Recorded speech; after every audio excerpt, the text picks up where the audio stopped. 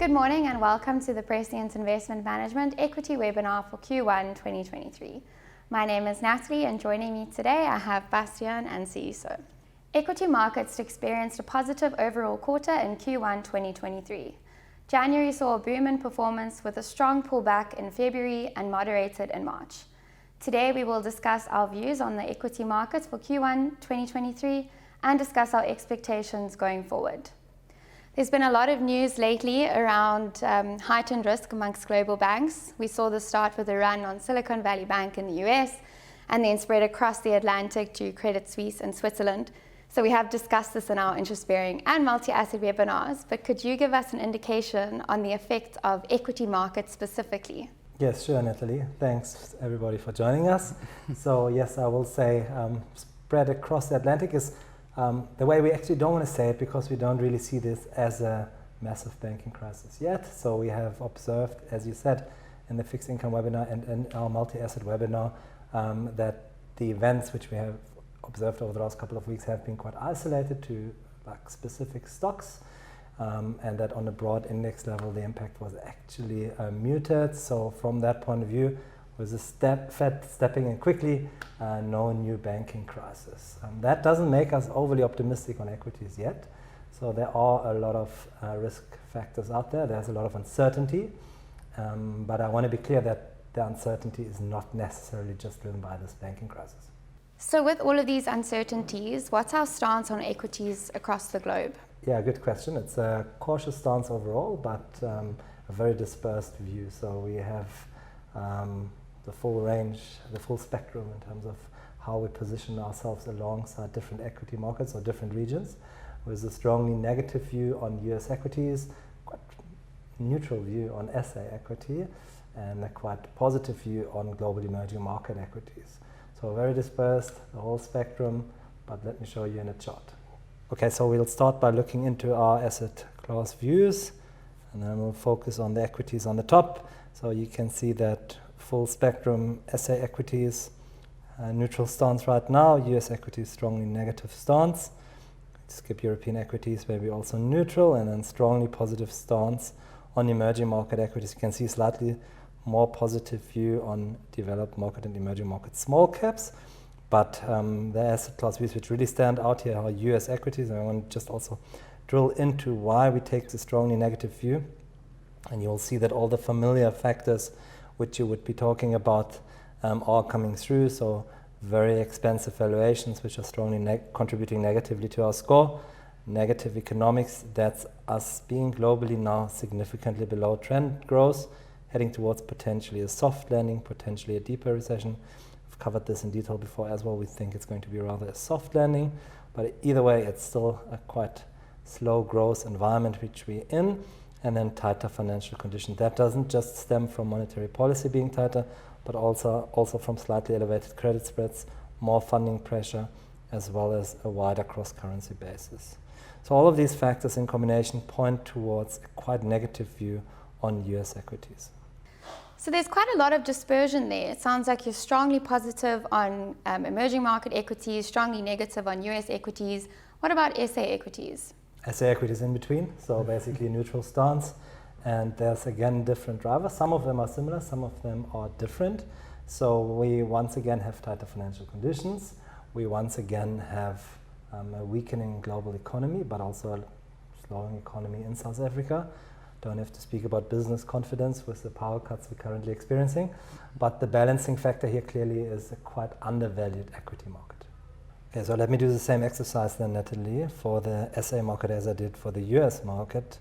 So if I drill into the SA market, the story changes that you can see again a weaker economic factor as said, weaker financial conditions as explained, poor sentiment across the board as explained, but at the top you can see that valuations now become a balancing factor, not so much a factor which is also pulling the asset class view down.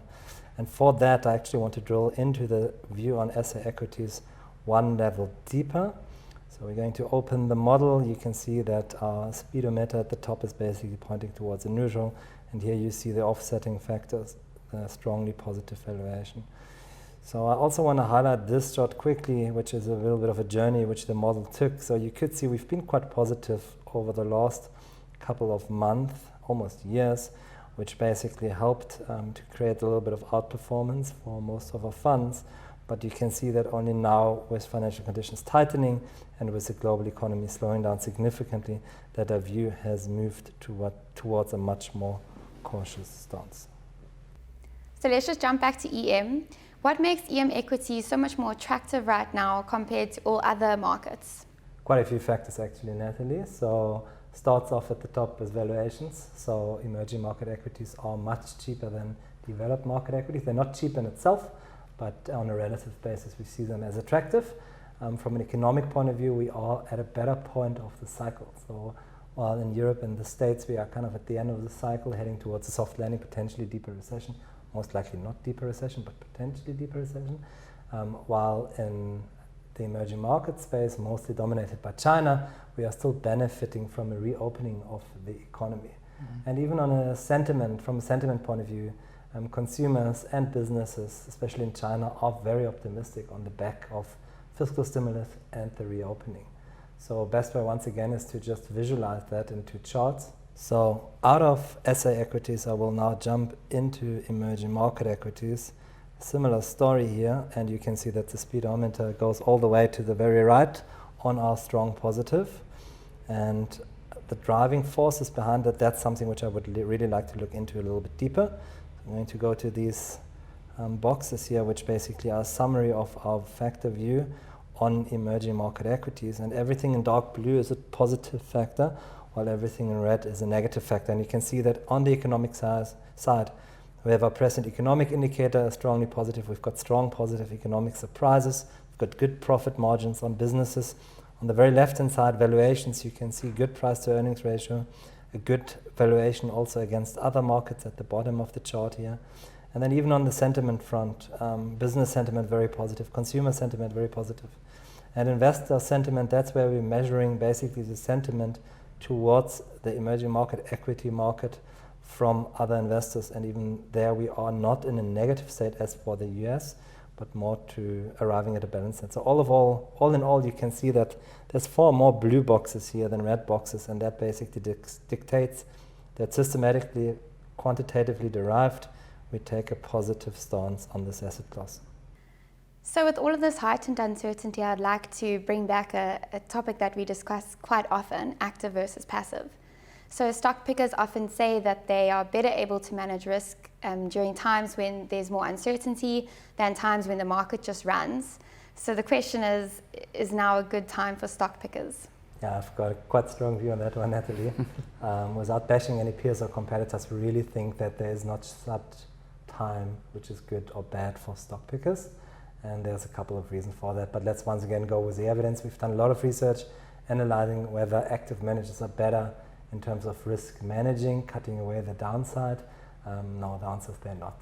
In fact, I claim that they're actually quite good in taking more risk than the market, and that a lot of the outperformance amongst those managers which have derived outperformance is often achieved by added risk taking, be it taking more small caps, be it taking higher beta shares, or be it on the other end, the guys with potentially good in risk management jumping into cash.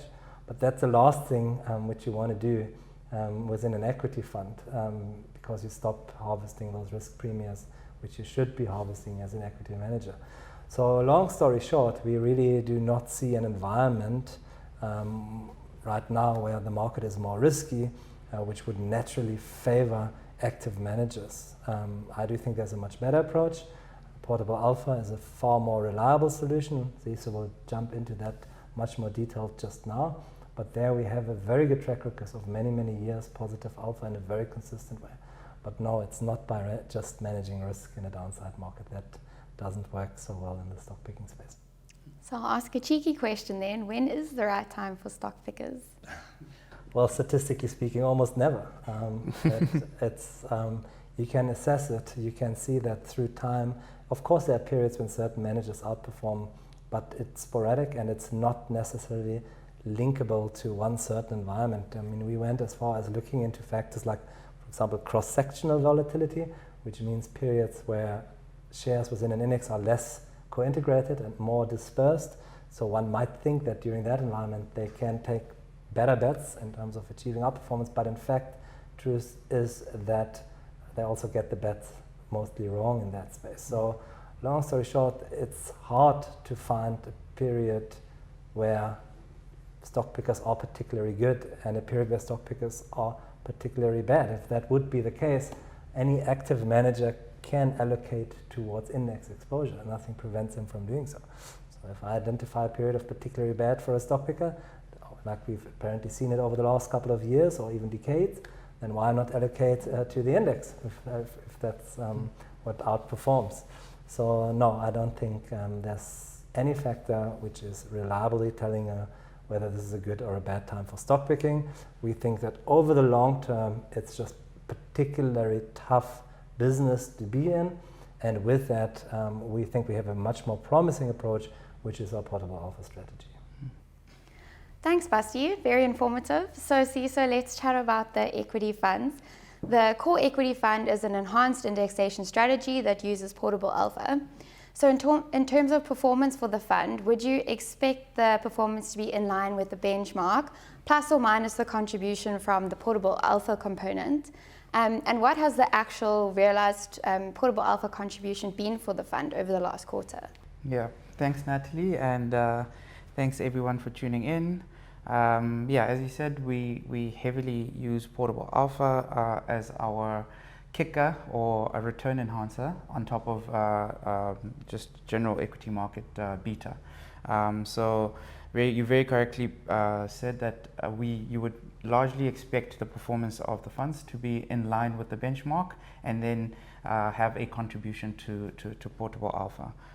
So the good news from our portable alpha contribution is that it's been quite good over the last quarter. Nothing like what we saw last year, where it was quite volatile and it took the brunt of what was essentially a very volatile period for particularly the rates market.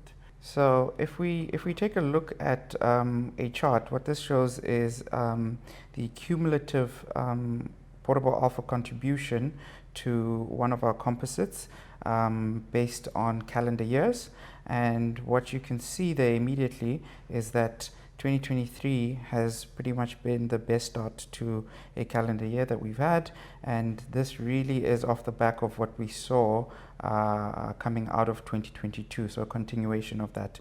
As mentioned, 2022 was quite volatile. We had periods of really good alpha followed up by strong portable alpha detractions, but eventually still ended up with positive cumulative alpha for that calendar year, as we have every single calendar year before that. This source of return is typically uncorrelated to the equity markets, and we don't like to see the portable alpha contribution being driven in any way by what's happening in the equity markets. But what we have seen is a similar trend in the portable alpha performance, and that's just because the global macro themes that have been driving both the short-term rates market and the equity markets have been quite similar. So we had a very good start in January.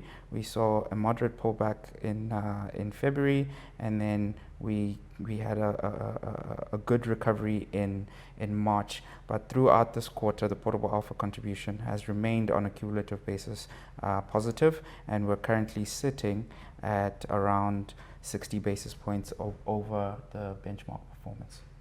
Thanks, Seeiso. So we know that the realized portable alpha is determined by two components. Firstly, we've got the yield on the cover asset portfolio, which is just the low-risk fixed income assets. And then secondly is the funding costs on the unfunded equity exposure. So can you just give us a few more details on this? What are the drivers of these components, and what are your expectations for them going forward? Yeah, it's a really great question. And yeah, you're completely right. There are two sides to this portable alpha coin. We obviously have a funding component for our synthetic equity exposure, which we try to manage downwards. And then we have a return component from our cover asset portfolio, which we obviously try to manage upwards. So our job is to try and get the funding cost as low as possible and get the highest yield on our cover assets to generate as much portable alpha as possible while managing the risk element efficiently. So on the funding costs, good news is that we've actually seen a marked softening in funding costs over the last 6 to 12 months. So for the contracts where funding costs are explicitly stated, these would be your total return swaps or your structured notes. We about a couple of months ago, we were seeing funding anywhere between 3-month JIBOR plus 95 basis points to 3-month JIBOR plus 120 basis points for 3 months. What we're seeing now recently is anywhere in the region between 3-month JIBOR plus 60 and 3-month JIBOR plus 75. So the banks are well funded as they are the providers of this funding, and as such we have seen this drop in funding costs. For your other types of contracts where the funding cost is not explicitly stated in the contract, these would be your listed futures contract. The funding cost is essentially implied in the pricing on these listed futures contracts, and we have to back out what the actual cost is. So for listed futures, that implied funding cost has been driven primarily by dividend expectations in the past, and we have comprehensive tools to give us a robust indication of what the fair value on these futures are. We just went through a March futures closeout and before that December, and these periods are typically quite uncertain given that they are high dividend periods. Therefore, the implied funding costs tend to be quite volatile. We actually have a really great tool which I can show you now to take a look at or to illustrate this uncertainty in the implied funding cost. As I said, we have various tools to help us get a sense of the pricing and the uncertainty behind the pricing with the funding cost on the futures. And what we have here is a dividend uncertainty index. This gives us a robust sense of how much of the dividends that are implied in the futures pricing are uncertain. And of course, dividends can be uncertain in two aspects, both timing and amount. And you can see that this indicator is quite cyclical, with Jan and leading into March being typically historically very uncertain periods. Why this is important and why we've seen a remarkable change in funding spreads is given the March futures closeout that we just went through, and despite the fact that this period has been historically uncertain in dividends, which are then priced into the cost of funding, we have actually seen a drop also in the implied cost of funding on the listed futures alongside the explicit cost of funding that we've seen in our swaps and structured notes. So as of the last closeout, this March closeout, we were funding on our futures at around 60 basis points over and above 3-month JIBOR, despite this uncertainty, which of course bodes very well for our portable alpha strategy. So let's dig deeper into the yield component. Where is the market pricing future short-term interest rates? And how is this affecting portfolio positioning and our expectations for portable alpha going forward? So we've seen quite a drastic change in the future pricing of interest rates. We're obviously, like I said, coming back off a very steep hiking cycle, which seems to be approaching an end. And because of that, if we take a look at what the market expectations were for pricing and what they are now, they're quite different indeed.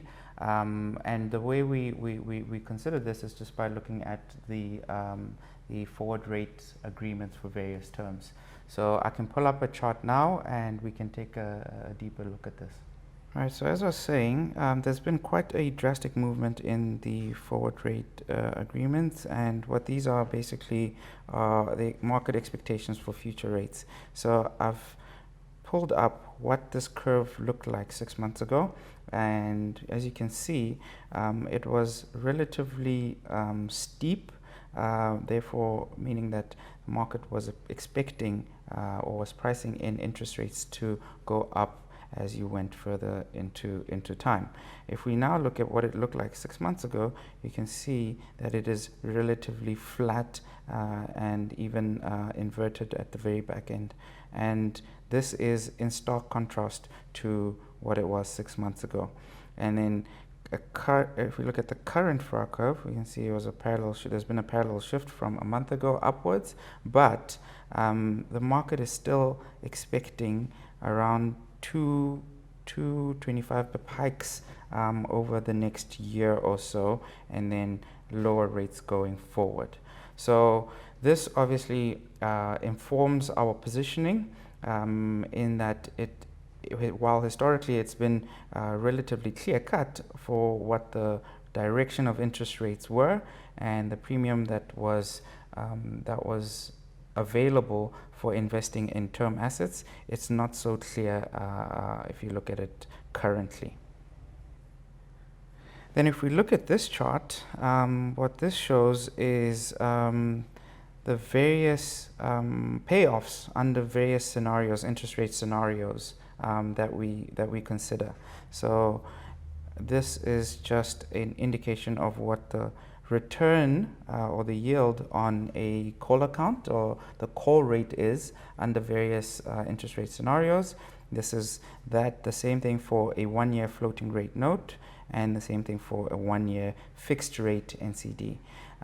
To help us make the decision of whether to lock in specific rates by going fixed rate instruments versus floating rate instruments, we consider the various scenarios that could happen to, or that the interest rate path could take. And this scenario analysis is designed assuming that there is an immediate hike, and then compares the resulting 12-month return for each of these instruments. So whilst before it was quite clear to go fixed, it is not so clear to go fixed at the moment, and our position is reflective of this. And importantly, that also means that we are less susceptible to mark-to-market volatility in our portfolios with the addition of floating rate instruments. And considering your final question, Natalie, on what all of this means for our expectations going forward, we also have a neat little tool that helps us assess this.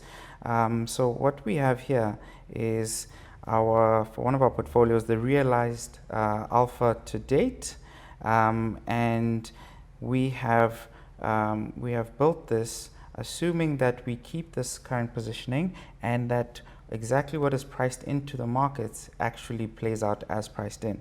So if we consider how JIBAR has performed and what those forward rate agreements are predicting for JIBAR, we can then take our current positioning and shock it with these market implied interest rate path, and then compare where the realized return or the contribution of portable alpha will be relative to where we are right now.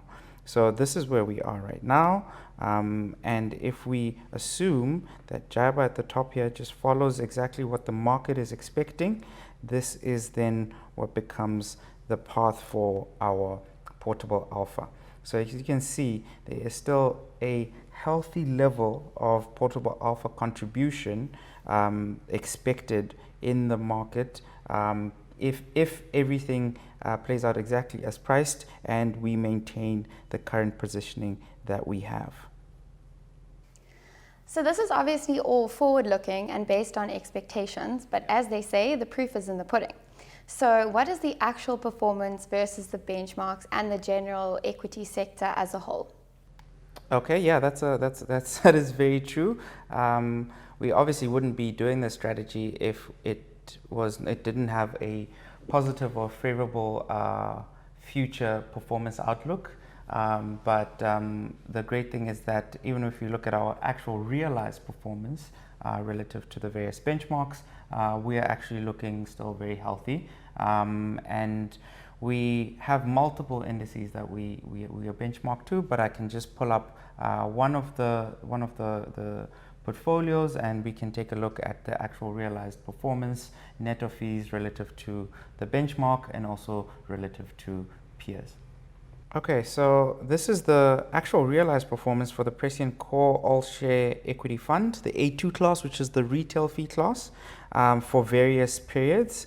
And the numbers are on the screen against its benchmark, which is the JSE All Share Total Return Index, and also against the Seeiso General Equity Category Average performance.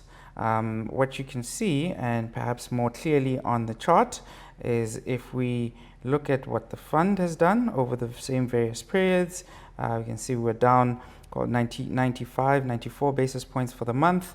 We're up 5.74 for the last 3 months, 23% over the last 6 months, etc., etc. And then since inception, annualized 14% per year. And we consider that against the benchmark. We're quite proud of the fact that this strategy, using this portable alpha strategy, this portfolio has managed to, across most of these periods, generate significantly better performance than the benchmark index. What's more impressive is if we just take off the benchmark index for a moment and then look at it against the general category average. And this sort of fuels our investment thesis in that portable alpha is quite consistent at generating outperformance. If you consider that most of the general equity category funds are actively managed and they charge a handsome fee for that active management, but you can see using this portable alpha strategy, we've managed to generate significantly better performance over the category average. So performance relative to the general equity sector sounds like it's very dependent on the index that the fund is benchmarked on. So our new Prescient Equity Fund is benchmarked to the general equity sector. How has the positioning of this fund changed over the past quarter? Yes, so that's a very good observation. The performance of obviously the funds in the category, which we average, all have various different benchmarks and different levels of cognizance to their benchmark indices. Some much more active, some are less so. But the benchmark which they choose is definitely a determining factor, but their performance is also a result of active management, so that stock picking element, and of course the fees that they charge.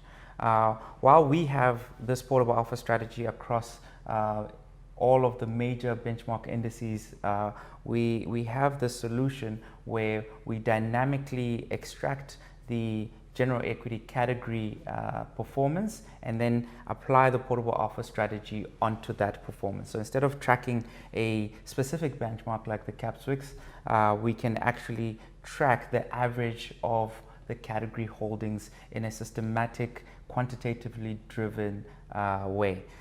So I can show you on the positioning just how that portfolio looks like right now. Okay, so as mentioned, Natalie, we have this dynamic solution which extracts the average category performance and then adds portable alpha on top of that performance. This is precisely done to alleviate the problem of having different benchmarks. So if you're just looking to beat the average of the category, we can do that and add portable alpha by adding portable alpha on the category average return. And to do that, we simply took all the indices, the broad market indices, and we created thousands of random portfolios that we then measured the tracking error relative to the category average and extracted the category average as the subset of the portfolios with the lowest tracking error.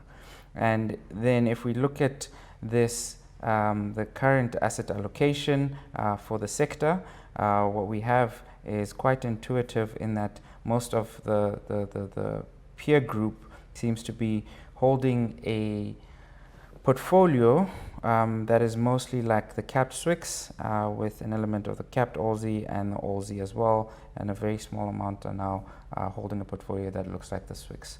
What this tells us is that if you created a portfolio with the underlying constituents of each of these indices in these proportions, you would get to the average of the category holdings.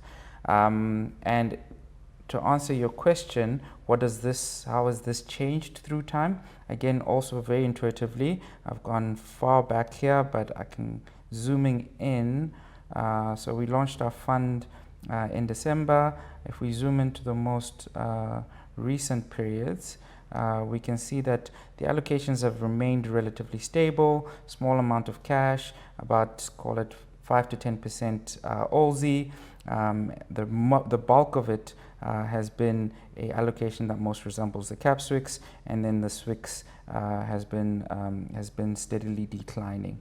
So we can actually take this a step further and take a look at the actual share allocations and what those currently look like. You can see this is pretty much the look-through exposure of those dynamically determined holdings of the peer category.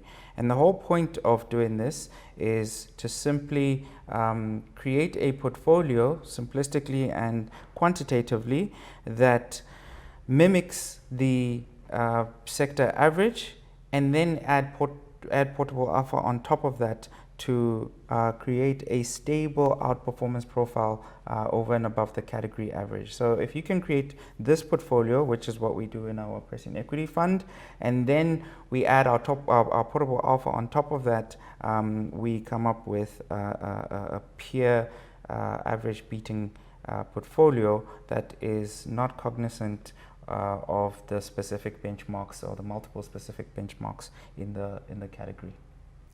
Okay, so let's chat about our global core equity portfolios. With the new changes in Reg 28, the increases in the offshore allowance, there's presumably a lot more interest in global equities. And two of the strategies in our core equity range that we offer are benchmarked on the MSCI World Developed Markets and MSCI World Emerging Market Index. So can you just give us a bit of information on these funds, the portable alpha strategy, positioning, and performance expectations? Yes, absolutely. So the portable alpha strategy as a strategy can be implemented across multiple jurisdictions, multiple indices, and as I just said, even on a dynamic index, like with the Prescient Equity Fund. In the global space, the two portfolios that we have are benchmarked to the MSCI Developed Market and MSCI Emerging Market, and the key difference, although the strategy is exactly the same, the key difference is there's a certain amount of leeway in the offshore space, and therefore the process is perhaps a bit more advanced given the wider universe set that we have on that side. But it's exactly the same thing. We gain unfunded synthetic exposure to these big indices with over 2,500 shares, and therefore we harvest that beta, whether the emerging market, whether the developed market, and then we have fixed income or short-term fixed income alpha on top of that. I can just quickly run you through the process. All right, so as I said, in the offshore space, we have quite a large universe of instruments that we can use for our cover asset portfolios.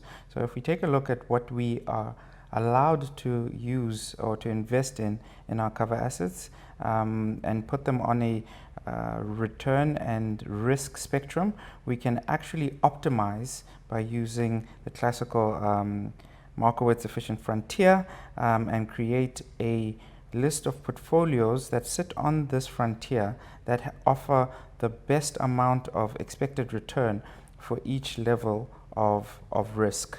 And as you can expect, fixed deposits with the offshore banks and margin obviously have very little risk in them, but also offer very little expected return.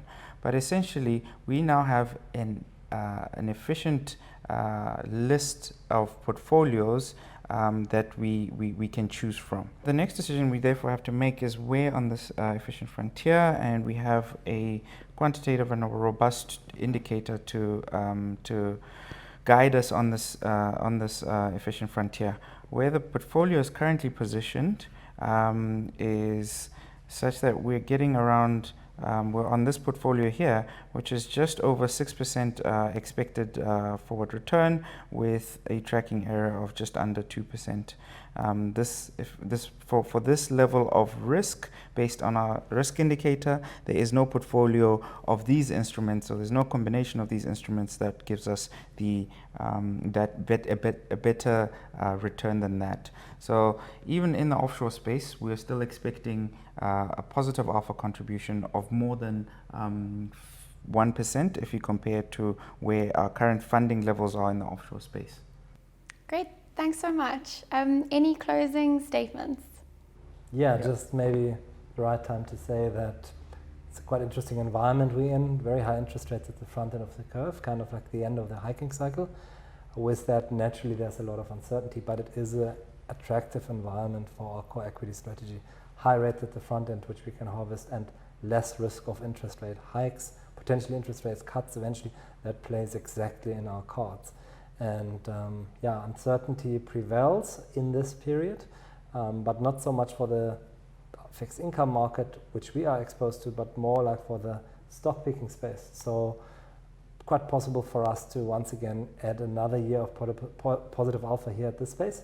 We've got 9 years now almost complete, so I'm pretty sure this will be year number 9. And as Seeiso has put it, we've got the right products, not just in the local space, but also in the global space. Just launched our emerging market core equity strategy, core emerging markets.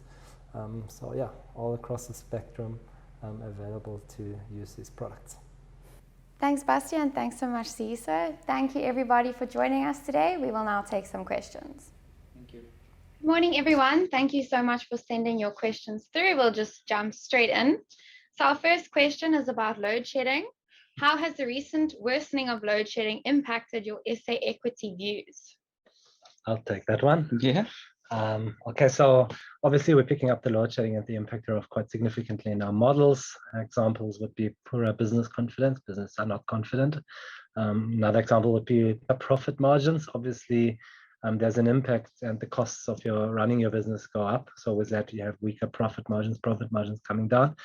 And then obviously a good example would also be generally weaker and slower growth rates in the South African economy. So all of these are negatives, which we are feeling in the South African market coming from load shedding. Having said that, I will say that if you look at the constituents of our equity markets, that the load shedding itself is actually not that big a force compared to other forces. For example, if we look at the China reopening, which is taking place in emerging markets, impacting obviously shares like Naspers as an example, that is actually overcompensating the strain which we're feeling from the load shedding. So one has to look deeper. The load shedding, we feel it every day. As human beings, it's something which makes us uncomfortable. But for the equity market, it is a big thing, but there are actually bigger things. And I will also say a lot of the bad news here is in the price. If you look at the pricing of a market, as we've shown in the webinar, the market is very, very cheap. Thanks. I think you can answer this one too. It's about your EM equity view. So you said you are strongly positive on emerging markets. Is that because of cheap valuations? Can you unpack your view? Yes, we are strongly positive on emerging markets. Feels a bit like a consensus trade. A lot of people are positive emerging markets now after being negative last year. I think we are positive emerging markets though for a different reason. We don't think that the market is particularly cheap, so we track price to sales, price to book, price to earnings ratios through time. Over the long term, these ratios are actually just at median levels, potentially even above median levels. So we like emerging markets a lot, but not necessarily because we think they are significantly undervalued. They're fairly priced, let me put it like that. But what really stands out is China reopening. That seems to be a really, really, really big theme coming through. We pick it up in so many different areas. Faster economic growth in the emerging markets in general, but also economic surprises, showcasing that the economy is recovering quicker than what most economists have anticipated. And at the same point in time, obviously, then improving profit margins through high commodity prices and improving profitability, plus a very strong positive sentiment in emerging markets. Like coming out of like last year, nobody wanted any emerging market exposure, and that's turning quickly now. So yeah, quite a lot of positive themes. The China reopening is really the definitive force, and all of that hits a market which is not very, very expensive. So the combination thereof makes us very, very positive on emerging markets. So more than just a value play. Mm-hmm. Thanks, Basti. Seeiso, I think you can take this one. Okay. The equity fund does not do any stock picking, but why do you think you can beat the market without taking any active bets? Oh, thanks, Natalie. So yeah, we're quite unapologetic about the fact that we don't generate relative value over the benchmark via stock picking. But let's be clear, it's not to say that there is no off benchmark investments that are being made. So by investing in the cash space, that is actually a off benchmark trade that we're actually implementing. But we prefer to go this way because it is a much more reliable source of outperformance, which is what can be sort of misconstrued as to say that stock picking does not work, period. What we're saying is it does not work consistently and reliably enough for us to, you can make a stock pick and it could work out really well.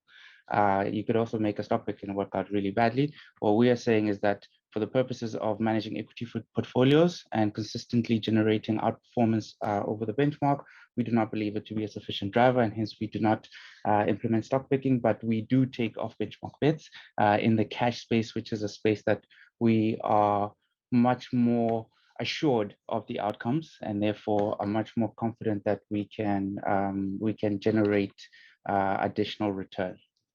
Great, thanks.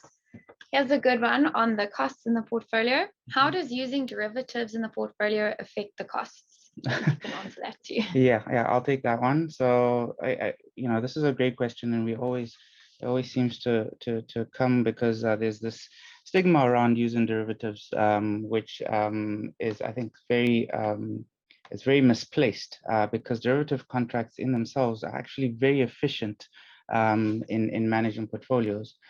So as a quick example, if you wanted to do a one stock portfolio and you had to implement the trade in cash equities, you're going to pay a round trip cost of anywhere between, call it 30 to 45 basis points in just transaction fees. That includes your brokerage, that includes your levies, that includes your security transfer tax, whatever. There's a long list. And with derivatives, because these contracts are essentially they're first of all, the market for derivatives is much bigger than it is for the cash equities, and they are unfunded trades, so it's much cheaper to trade the derivative than it would be to trade the actual underlying shares. So using that same example, the cost, the execution cost of trading a derivative versus a physical equity is literally less than a basis point, right? So instead of paying 43 basis points, and I know these numbers seem sort of abstract to most people, but that is a huge cost saving, and we can show throughout time what that cost saving actually means ultimately in the hands of the investors. So much more efficient way of managing money using derivatives, and if you do it with the right risk management overlay on top of it, then I would argue that cash equities are actually a bit more on the inefficient side, and that's why we prefer the derivatives route. Great, thank you so much, Seeiso, and thank you, Basti. Thank you everybody for joining us today, and we hope you have a great day further.